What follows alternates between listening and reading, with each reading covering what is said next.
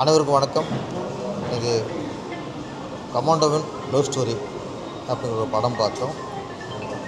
ரொம்ப நாளைக்கு அப்புறம் ஒரு தேசப்பற்று, ஒரு இராணுவ வீரரோட கதை. ரொம்ப நாளாக சினிமாவில் பார்த்து அதுக்காக ஃபஸ்ட்டு இந்த படத்தை நம்ம பாராட்டணும். நம்ம கேப்டன் விஜயகாந்த் அவர்கள் இருக்கும்போது நிறைய இந்த தேசப்பற்று கதைலாம் வரும். அதுக்கப்புறம் ஆக்ஷன் கிங் அர்ஜுன் அவர்களுடைய படங்கள், இவங்களாம் ஹீரோ நடிச்சுக்கு இருக்கும்போது நிறைய வருஷத்துக்கு ஒரு கூட 2 படம் தேசப்பற்றை வெளிப்படுத்த மாதிரி படம் வந்துச்சு. இப்போ சமீபத்தில் பார்த்தா அந்த மாதிரி படங்களும் இல்லை. தேசப்பற்றும் இல்லை, பாசப்பற்றும் இல்லை, எதுவுமே இல்லாமல் ரொம்ப ஒரு பின்னோக்கி போய்கிட்டு இருக்கு. இந்த சூழலில் ஒரு கமாண்டோ லவ் ஸ்டோரிங்கிறது ஒரு ஆரோக்கியமான படைப்பு. அதில் ஒரு லவ் ஸ்டோரி, நல்ல ஒரு அழகான லவ் ஸ்டோரி. நம்மளாம் இராணுவ வீரன்னா மிடுக்கா துப்பாக்கி தூக்கி தருவாங்க, எல்லையில் இருப்பாங்க, நாட்டுக்காக பாட்டு விடுவாங்க, நாட்டுக்காக உயிரை விடுவாங்க. இப்படி நிறைய கதைகள் வந்திருக்கு. அவங்களுக்குள்ளேயும் ஒரு காதல் இருக்கும். என்ன தான் இராணுவ வீரராக இருந்தாலும், தேசப்பட்டு இருந்தாலும் அவங்களும் ஒரு காதல் பற்று இருக்கும். அந்த காதலும் ஒரு தெய்வீக காதலாக இருக்கும் அப்படிங்கிறத இந்த படம் சொல்லுது. இன்றைக்கி காதல்ங்கிறது நிறைய வேறு மாதிரி ஆகிப்போச்சு. இதில் வந்து நல்ல விஷயம், ஒரு பொண்ணு ஒருத்தர் லவ் பண்ணுறா, அவர் இறந்துட்டாலும் அவரையே கணவனை நினச்சி ஒரு வாழ்கிற ஒரு நல்ல ஒரு கலாச்சாரத்தோட கல்ச்சரோடு உள்ள ஒரு கதை. இன்றைக்கி வேறு மாதிரி கலாச்சாரம்லாம் போயிட்டுருக்கு. அப்படி இருக்கிற சூழ்நிலை ஒரு நல்ல கருத்து சொல்லியிருக்காங்க. ஹீரோ நடிச்சிருக்க வீர அன்பரசு அவர் தான் இயக்குனர். அவர் தான் அழகாக பண்ணியிருக்கார். செகண்ட் ஹாஃபில் நிறைய சென்டிமெண்ட் சொல்லிட்டு நம்மளே கண்களை வச்சிருச்சு. எல்லாம் நடிப்பு நல்ல வேலை வாங்கியிருக்காரு. கதாநாயகி நடித்த பொண்ணு, அவங்களுக்கு தமிழ் பேச தெரியாதுன்னா கூட படத்தில் உள்ள நல்லா நடித்து அவங்க எமோஷனை காட்டியிருக்காங்க. அவங்களுக்கு அப்பா அம்மா நடித்தவங்க, இந்த மாதிரி கதாநாயகனுக்கு அப்பா அம்மா நடித்தவங்க எல்லோரும் நல்லா நடிச்சிருக்காங்க. சமீபத்தில் ஒரு நல்ல படம், ஒரு விரசம் இல்லாமல், வன்முறை இல்லாமல் ஒரு நல்ல படத்தை வீர அன்பரசு கொடுத்துருக்காரு. ஒரு நல்ல படைப்பு கொடுத்த அவருக்கு என்னுடைய மனமார்ந்த வாழ்த்துக்கள். சிவகாசி, நம்ம சிவகாசி வந்து இப்போ எனக்குன்னு ரீலீஸ் மாதிரி தெரில, இதுதான் மெயின் ரிலீஸ் மாதிரியே இருக்குது. அந்தளவுக்கு மக்கள் கொண்டாடுறாங்க. நான் வந்து ரிலீஸ் அன்னைக்கு 2005 போய் தேவி தேட்டர்லாம் பார்த்தேன். அன்னைக்கு பார்த்த விட இன்றைக்கி பல மடங்கு நம்ம ரசிகர்களோட ஆதரவும் அவருடைய ஆர்ப்பரிப்பு, பரபரப்பு, கொண்டாட்டம் எல்லாம் அவ்வளோ பல மடங்கு இருக்குது. நான் அதில் ஒரு விஷயம் வந்து கொஞ்சம் 21 வருஷம் கழித்து படம் பார்க்க போகும்போது ஒரு விஷயம் கொஞ்சம் பயந்தேன். இந்த சென்டிமெண்ட் மற்றெல்லாம் ஓகே தான், ஆக்ஷனு சாங்குங்கெலாம் அப்பவும் என்ஜாய் பண்ணுவாங்க, நம்பிக்கை முழுசாக இருந்துச்சு. சென்டிமெண்ட்டு மட்டும் கொஞ்சம் பழசாக ஃபீல் பண்ணுவாங்களோன்னு நினச்சேன். ஆனால் இப்போ உள்ள ஜென்ரேஷன், இப்போ காலேஜ் படிக்கிற பொண்ணுங்கள் பசங்க கூட அந்த சென்டிமெண்ட்டை கொண்டாடினாங்க. அவங்க ரொம்ப பிடிச்சி போச்சு. அதுதான் எனக்கு இந்த ரீலீஸ் எனக்கு கிடச்ச வெற்றி அப்படிங்கிறது. இந்த காலகட்டத்திலையும் சென்டிமெண்ட்டை மக்கள் விரும்புகிறாங்க. இன்றைக்கும் சென்டிமெண்ட்டுக்கு வெற்றி கொடுக்குறாங்கிறது தான் எனக்கு இந்த ரீலீஸ் சிவாஸில் நான் கற்றுக்கிட்டது. அந்த மக்களுக்கு வெற்றியை கொடுத்த, திரும்பவும் வெற்றியை கொடுத்த ரசிகர்களுக்கு, அது குறிப்பாக விஜய் ரசிகர்களுக்கு, விஜய் ரசிகர்கள் வந்து எப்படி சொல்கிறது தெரில. ஆமாம், 20 வருஷம் கழித்து பார்த்தா பல மடங்கு ரசிகர்கள் இன்றைக்கி வெறியராக இருக்காங்க. சிவாசி ஃபஸ்ட்டு ரிலீஸ் ஆகும்போது ரசிகராக இருந்தவங்களாம் இன்றைக்கி வெறியராக இருக்காங்க. நிறைய பேர் தொண்டராக மாறிட்டாங்களே இப்போ. ஆமாம், அதனால் இப்போ வந்து சிவாசியில் வந்து அந்த எலெக்ஷன் போர்ஷன், அது கதையை செகண்ட் ஹாஃபில் தேர்தல் தான் வரும். அந்த போர்ஷன் வரும்போதே டோட்டலாக எல்லாருமே இப்போ உள்ள தேர்தல் இதையும் அவருடைய அரசியல் வாழ்க்கையும் பொருத்தி பார்த்துட்டாங்க. அதனால் அப்போ உள்ளதை விட இப்போ கொஞ்சம் வீரியம் சிவகாசிக்கு ஜாஸ்தி ஆயிடுச்சு.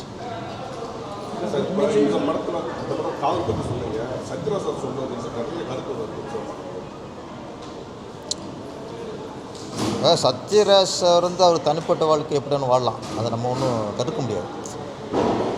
ஒரு மனுஷனுக்கு ஒரு கொள்கை இருக்கும். சிலர் கல்யாணம் ஆகிட்டு குழந்தை பார்ப்பாங்க, சிலர் கல்யாணம் ஆகாமலே குழந்தை பார்த்துக்குவாங்க. ஒரு வாழ்க்கை இருக்கும், அது தனிப்பட்ட வாழ்க்கை, அது எப்படின்னு வாழ்ந்துக்கலாம். ஆனால் பொது வழியில் சொல்லும்போது இப்போ பொறுப்பு தேவை.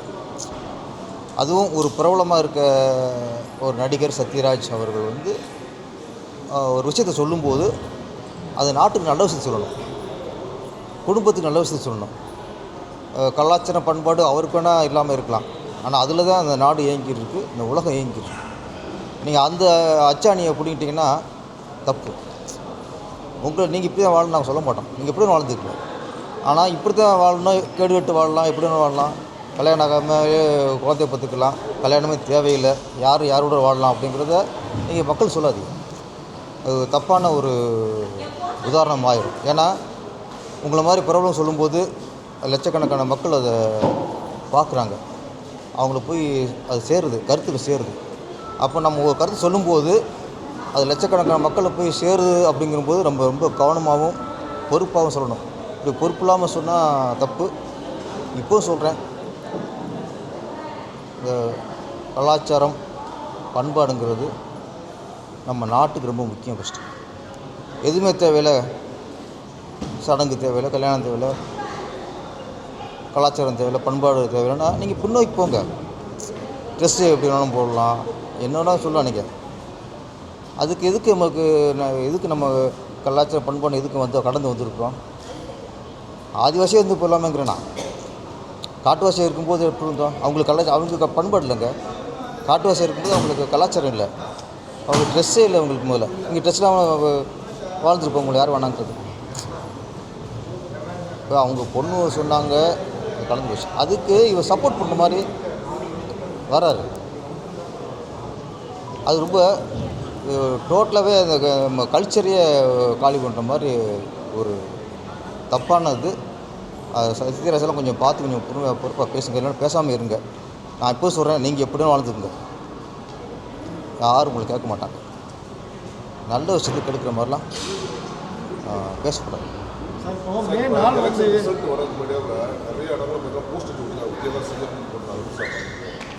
விஜய்க்கு தான் நம்பிக்கை தான் சார், நம்பிக்கை தான். திடீர் கடவுள் பற்றி இல்லையா, நான் ஒன்று சொல்கிறேன். விஜய் சாரை பொறுத்த வரைக்கும் இதே இந்த வேல் இன்றைக்கி திருச்செந்தூர் போயிருக்காரு. எலெக்ஷன் முன்னாடி போயிருந்தால் எல்லோரும் ஓட்டுக்காக போயிருக்காரு, நடிக்கிறாரு அப்படின்னு சொல்லலாம். அவர் தேவை முடிஞ்சு வச்சு, எல்லோரும் ஓட்டு போட்டு முடிச்சாச்சு. இந்த நேரத்தில் அவர் ஒரு கோயிலுக்கு, அது முருகர் கோயிலுக்கு போய் அங்கே கையில் வேலை வாங்குறது நடிப்பாகவே இருக்க வாய்ப்பே இல்லை. அது நான் சொன்னால், சிலருக்கு தேர்தல் டயத்தில் பக்தி வந்துடும், அப்போ கோயிலுக்கு போவாங்க, அப்போ வேலெலாம் கையில் பிடிச்சி போஸ்ட் கொடுப்பாங்க. அது எப்போ தேர்தலுக்கு முன்னாடி. தேர்தல் முடிஞ்சுன்னா இந்து சாமிகள்லாம் இழிவாக பேசுவாங்க, அசிங்கமாக பேசுவாங்க, கேவலமாக பேசுவாங்க. இந்து மதத்தை மட்டும் ஒதுக்கி வைப்பாங்க. அது சில ஆள்லாம் இருக்காங்க. அப்படி இருக்க பட்சத்தில் இன்றைக்கி விஜய் சாரை பாராட்டணும் சார். அவர் தேர்தலுக்கு முன்னாடி எப்படியோ, தேர்தலுக்கு அப்புறம் ஒரு இந்து கோயிலுக்கு போய் வேல் வாங்குறாரு, பூஜை பண்ணுறாரு. அப்படிங்கும்போது கண்டிப்பாக நடிப்பாக இருக்க வாய்ப்பே இல்லை. நடிப்பாக இருந்தால் அது எலெக்ஷன் முன்னாடி பண்ணியிருக்கணும். அதோட நான் விஜய் சார் நான் பாராட்டுறேன். நல்ல வேலை, நீங்கள் தேர்தலுக்கு முன்னாடி போய் வேலை கையில் பிடிக்கல, உங்களே ஒட்டுமொத்தம் நடிப்புட்டுருப்பாங்க.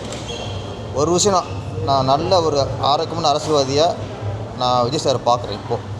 ஏன்னா இந்த மத சார்பின்மை அப்படின்னாங்களே, 2 தான் சார். மத சார்பின்மை அப்படின்னா, ஒன்று எந்த சாமியுமே இல்லை அப்படின்ட்டு, எந்த சாமியும் இல்லைன்றணும் ஃபஸ்ட்டு. இல்லைன்னா எல்லா மதத்தையும் ஒன்றா நினைக்கணும். நமக்கு அல்லாவும் ஒன்று, இயேசுவும் ஒன்று, இந்து கடவுள் சிவன், விஷ்ணு, பிரம்மா, சக்தி, முருகர் இதெல்லாம் ஒன்று. அப்போ மத சார்பின்மைங்கிறதுக்கு அர்த்தங்கிறது எல்லா மதத்தினரையும் ஒன்றா நினைக்கிறதா மத சார்பின்மை. இந்த மதம் எங்களுக்கு ஓகே, இந்த மதம் உங்களுக்கு ஓகே, இந்து மதம் மட்டும் எங்களுக்கு ஓகே இல்லை. அதில் மட்டும் மூட நம்பிக்கை இருக்கும். அல்லது நாங்கள் தீபாவளி வாழ்த்து சொல்ல மாட்டோம், பொங்கல் வாழ்த்து சொல்ல மாட்டோம், தமிழர் திருநாள் தமிழர் புத்தாண்டு வாழ்த்து நாங்கள் சொல்ல மாட்டோம். ஆனால் மற்ற மதத்துக்குலாம் எல்லா வாழ்த்தும் சொல்லுவோம். அப்படிங்கிறது மதச்சார்புன்னு சொல்கிற போலித்தனம். அது மக்களை ஏமாத்துறது. அப்படி பார்க்கும்போது இன்றைக்கி விஜய் சார் வந்து சர்ச்சுக்கு போகிறாரு, மசூதிக்கு போகிறாரு, இப்போ இந்து கோயிலுக்கும் போயிடுறாரு. அப்படிங்கும்போது இதுதான் மதச்சார்பின்மை. எல்லா மதத்தினரையும் மதிக்கணும் ஃபஸ்ட்டு. அது அப்படி அவங்க தான் மக்களுக்கான அரசியல்வாதிகள். ஒரு மதத்தை ஒதுக்கி மற்ற மதத்தை தூக்கி தள்ள வைக்கிறதுலாம் போலி அரசியல்வாதிகள். ஓட்டுகளை பாதுகாக்கக்கூடிய தேர்தல் அதிகாரி வந்து ஜனநாயக படம் பார்த்தா தான் வந்து நீ கைது நடவடிக்கணும். விஜய் சார் இயக்கிய இயக்குனராக தப்பு தான் சார். ஒரு படம் லீக் ஆச்சு, அதை லீக் பண்ணவங்கள அரெஸ்ட் பண்ணிட்டாங்க. லீக் ஆன படத்தை பார்க்காதீங்கன்னு அறிவிச்சாச்சு. அதுக்கப்புறம் நீங்கள் பார்த்தீங்கன்னா தப்பு தான். அது ஒரு கொஞ்சம் நஞ்சம் இல்லை. இது வந்து 400-500 கோடிக்கு மேலே செலவு பண்ணி பண்ணுற படம் இது. நம்ம ஈஸியாக ஒருத்தன் லீக் பண்ணிட்டான், ஓகே, அதை நம்ம பார்க்கணுங்கிறது தப்பு இல்லை. அது கண்டிக்கத்தக்கது. அது கைது பண்ணது கரெக்ட். சார், இப்போ 4ஆம் தேதி ரிசல்ட் வரல. இப்போ வந்து நிறைய பசங்க இன்ஸ்டாகிராம் என்ன பண்ணாங்கன்னா, நான் சப்போஸ் விஜய் சாரை வந்து ஜெயிக்கலைன்னா நான் வந்து தப்புல படிப்போம் அப்படின்னு போகிறாங்க. அந்த பசங்களுக்கு என்ன சொல்லுங்கள்? அது சார், விஜய் சார்கிட்ட நான் சின்ன ஒரு வேண்டுகோள் தான். நான் ஒரு குடிமகனாக அவர்கிட்ட ஒரு வேண்டுகோள் வைக்கிறேன். தேர்தலில் வெற்றி தோல்வி சகஜம். என்னை பொறுத்த வரைக்கும் விஜய் சாருக்கு இந்த நிமிஷம் மிகப்பெரிய வெற்றி. இந்த கணம் அவர் மிகப்பெரிய வெற்றி அடைஞ்சிட்டார். ஃபஸ்ட்டு பெரிய மாற்றத்தை உருவாக்கிட்டார். அது முதல் மாற்றம். இன்றைக்கி இளைஞர்கிட்ட வந்து அரசியல் ஆர்வம் ஜாஸ்தியாகிடுச்சு, அரசியல் ஈடுபாடு ஜாஸ்தியாகிடுச்சு இளைஞருக்கு. இவர் அரசியல் கட்சி ஆரம்பிக்கிறதுக்கு முன்னாடி இளைஞர்கள்லாம் அரசியலுங்கிறது வேறு யாருக்கும் பெரியவங்களுக்கு சம்மந்தப்பட்டது, நம்ம சம்மந்தம் இல்லை அப்படின்னு நினச்சிருந்தாங்க. ஆனால் இன்றைக்கி இந்த அரசியலுங்கிறது நமக்கு சம்மந்தப்பட்டது, நம்ம அதை முடிவு பண்ணணும் அப்படிங்கிறதுல இன்றைக்கி இளைஞர்களும் இளைஞர்களும் இன்றைக்கி ரொம்ப ஈடுபாடு, குழந்தைகள் கூட சொல்கிறேன், ரொம்ப ஈடுபாடாக வந்திருக்காங்க. அது வந்து மாற்றம், ஆரோக்கியமான மாற்றம். இப்போ மாற்றங்கிறது ரெண்டு இருக்குது. ஏமாற்றம் இருக்குது, ஆரோக்கியமான மாற்றம் இருக்குது. நமக்கு ஆரோக்கியமான மாற்றம் வேணும். அந்த ஆரோக்கியமான மாற்றம் தான் இன்றைக்கி விஜய் சார் அரசியலுக்கு வந்ததுக்கப்புறம் இன்றைக்கி ஒரு எழுச்சியோட இளைஞர் செயலில் வந்திருக்கு. இந்த சூழலில் நிறையா பசங்க இளைஞர்கள்லாம் விஜய் சார் மேலே ரொம்ப அதீத அன்பு, அதீத பாசம். அவர் வந்து மற்ற கட்சி தலைவர் மாதிரி ஒரு அரசியல் தலைவராக அப்படிலாம் இல்லை. இன்றைக்கி அவங்க நம்ம வீட்டில் ஒருத்தரை பார்க்குறாங்க. விஜய் சாரை வந்து ஒரு குடும்ப பையனை பார்க்குறாங்க. குழந்தைங்களாம் மாமாவும் சொல்கிறாங்க, பெண்ணுக்கெலாம் அண்ணா தம்பி, அப்படியே போச்சு. இப்போ அரசியல் தலைவரை தாண்டி நம்ம குடும்ப உறுப்பினர் மாதிரி அவரை பார்க்குறாங்க. அதனால் அவருக்கு ஏதாவது ஒருவேளை தோல்வி வந்துட்டால் நாங்கள் இப்படி இருப்போம் ஒன்று தாங்கிக்க மாட்டாங்க. ஓகே, அந்த தாங்கிக்கிற ஒருவேளை தோல்வி வராது சொன்னேன் அப்படின்னு கூட நீங்கள் இப்போவே ஒரு அவங்களுக்கு அறிக்கை விடணும். உங்கள் ரசிகர்களுக்கு எது வந்தாலும் நம்ம தாங்கிக்கணும். இன்னொன்று, இதில் சின்ன சர்க்கிள் வந்தால் கூட அது நிறதும் இல்லை சார், அதுக்கடுத்து எழுச்சி வரும். அதுக்கு இன்னும் அடுத்த தேர்தலாக இருக்குது. அதனால் இதில் சின்ன வந்தால் கூட திரும்பவும் எழுச்சியோட அவர் திருப்பி நினச்சதை அடைவார். அந்த நம்பிக்கையை விஜய் சார் ஒரு காணொலி மூலமாக கண்டிப்பாக அவங்க ரசிகர்கள்லாம் சொல்லிடணும். நானும் 2-3 வீடியோ பார்க்குறேன். அந்த மாதிரி அப்செட் ஆகிடக்கூடாது. நான் சொல்கிறது, ஒரு வேளை சில சர்க்கிள் வந்தால், ஆனால் எங்கே பார்த்தாலும் விஜய்க்கான எழுச்சி ஜாஸ்தியாக இருக்குது. ஓட்டு சதவீதம் கண்டிப்பாக ரொம்ப ஜாஸ்தியாக இருக்கும். அந்த நம்பிக்கை மக்களுக்கு இருக்குது, எல்லாருக்குமே இருக்குது. மக்களுக்கு இல்லை, அரசு தலைவருக்கு, மற்ற கட்சிக்காரங்களுக்கே இருக்குது. இதோட என்ன ஆகுமோன்னு பயத்தில் எல்லாம் இருக்காங்க. அந்த ஒரு எழுச்சி உருவாகிருக்கு.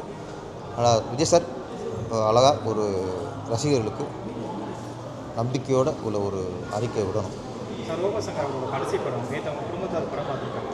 பார்த்துட்டு என்ன சொல்லியிருக்காங்கன்னா, எங்களுக்கு சினிமா தான் எல்லாமே, ஸோ எங்களுக்கு சினிமாவில் வாய்ப்பு கொடுங்கன்னு சொல்லி கையெடுத்து அவங்க கேட்குறாங்க. அப்படி ஒரு சூழ்நிலையில் இன்றைக்கி அவங்க குடும்பம் இருக்குது.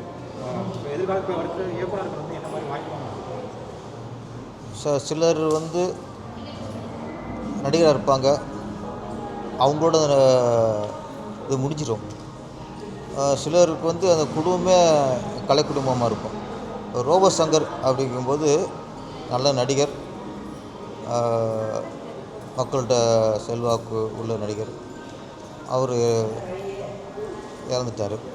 இப்போ அவருக்கு பின்னாடி அவர் பொண்ணும் ஒரு நடிகையாக தான் இருக்காங்க. அது மாதிரி அவங்க அந்த அம்மா. இப்போ அவங்களே முன் எங்களுக்கு ஒரு வாய்ப்பு கொடுங்க அப்படிங்கும்போது கண்டிப்பாக திரையுலகர் கைவிடக்கூடாது. ஏன்னா சினிமா நம்பி இருந்தவர் இன்னைக்கு இறந்துட்டார். அவரை நம்பி இருந்தவங்க இன்றைக்கி வாய்ப்பு கேட்டு இருக்காங்கும்போது கண்டிப்பாக ரோபசங்கரை வச்சு படம் பண்ண இயக்குனரும் சரி, ப்ரொடியூசரும் சரி, திருப்பி படம் பண்ணும்போது அவங்களுக்கும் வாய்ப்பு கொடுக்கணும். அது ஒரு சினிமா கலைஞர் குடும்பத்துக்கு நம்ம கை கொடுக்குற மாதிரி. கண்டிப்பாக அவங்கள கேட்குற அளவுக்கு வச்சுருக்க கூடாது. இருந்தாலும் கேட்டுட்டாங்க. மேக்ஸிமம் சினிமாக்காரங்க வாய்ப்பு